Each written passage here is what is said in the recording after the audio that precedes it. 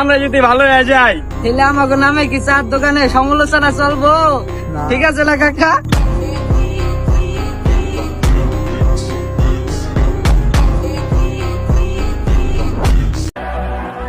নরম নরম কথা বললে মানুষ একটু গরম দেখাইবই। যারা নরম তারা একটু ধৈর্য ধরে, ধৈর্যর বাদ ভেঙে গেলে ডাইরেক্ট শুট করে।